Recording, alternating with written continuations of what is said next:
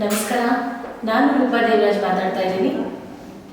ಇದೇ 22ನೇ ತಾರೀಕು ಶನಿವಾರ ಸಂಜೆ 6 ಗಂಟೆಗೆ ನಮ್ಮ SVM ಇಂಟರ್ನ್ಯಾಷನಲ್ ಶಾಲೆಯ ಮಕ್ಕಳ ಹಬ್ಬ ಆಯೋಜಿಸಲಾಗಿದೆ.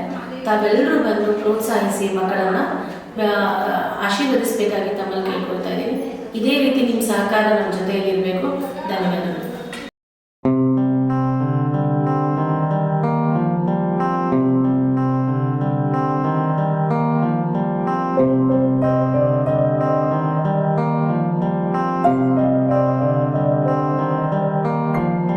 ದೇಶಕ್ಕೆ ಯೋಧ, ನಾಡಿಗೆ ರೈತ, ಬಾಳಿಗೆ ಗುರು ಒಬ್ಬ ತಾನೆ.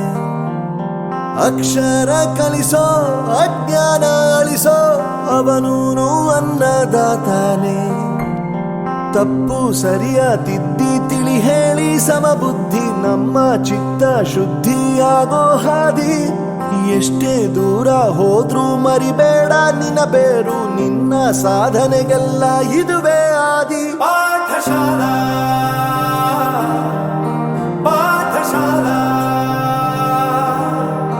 ಪಾಠಶಾಲಾ ಪಾಠಶಾಲಾ.